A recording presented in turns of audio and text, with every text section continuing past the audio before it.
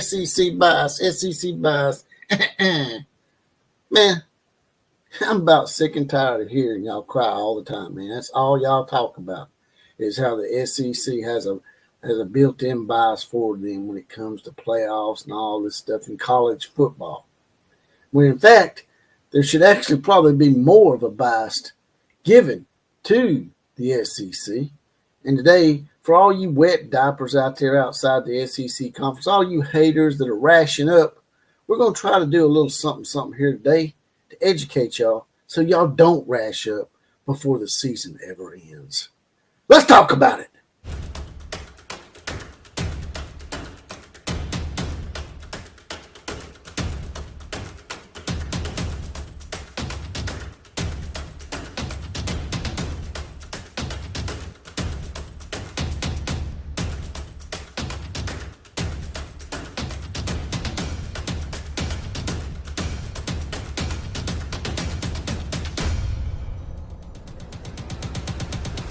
Well, look at what we have here. It's another episode of the Outlaw of College Football. Here they come once again right on in. It's the Outlaw Posse now in effect.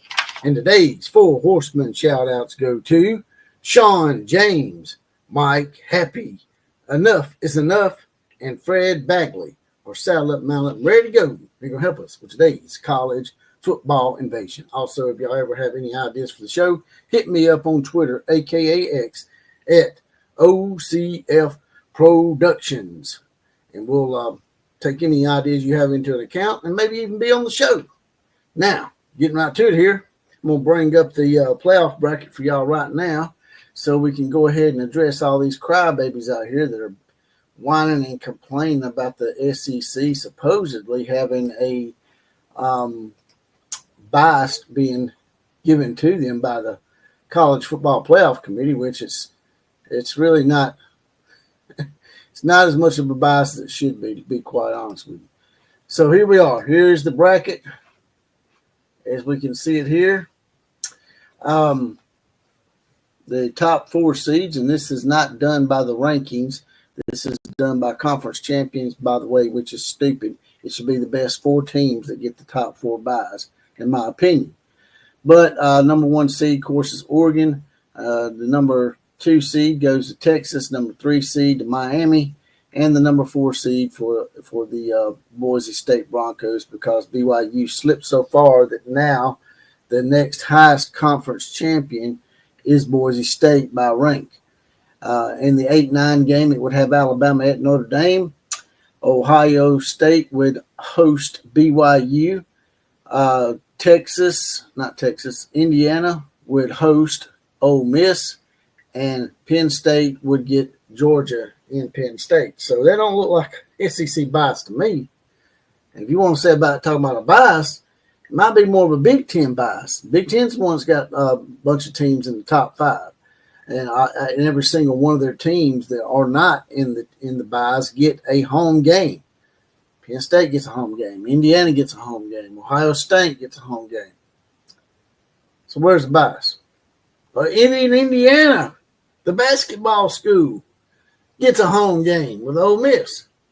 Where's the bias at? Tell me, please.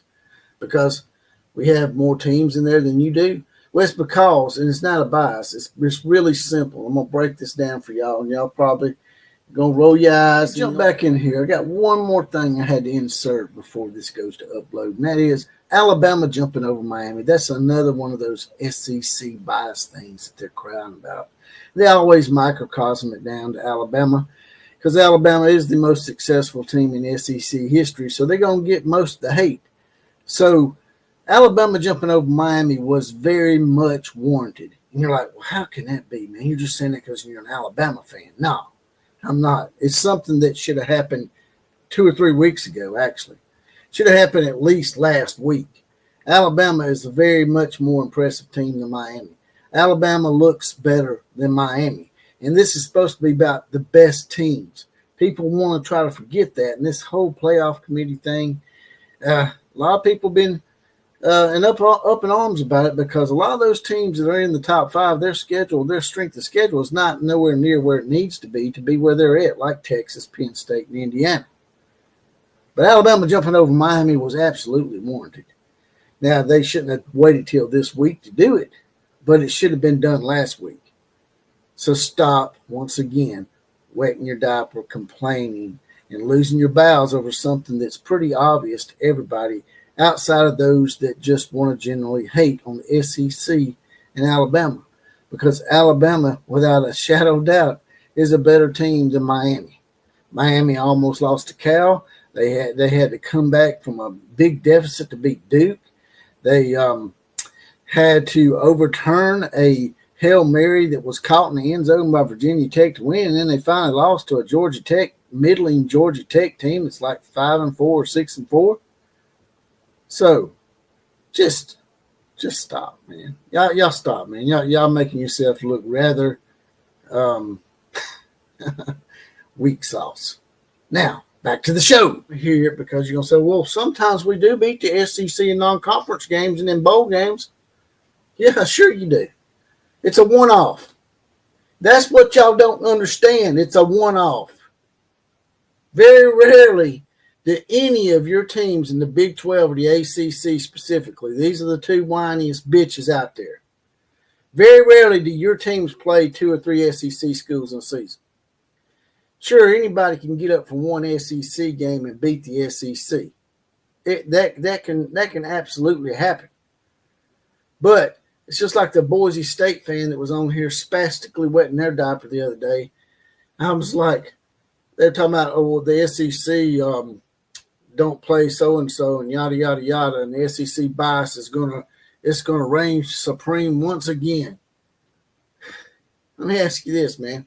But my question to you, Boise State fan, or any fan out there in the Big 12, whether it be West Virginia or Oklahoma State or TCU, any of y'all, BYU, Colorado, ACC, Miami, Clemson, Florida State. My question to y'all, man, is y'all might be able to beat the SEC if you play them just once or twice in the season, but would you be able to beat the SEC in an 8-game schedule? Hell, I'll even make it easier for y'all. Let's see y'all play 4 or 5 SEC games.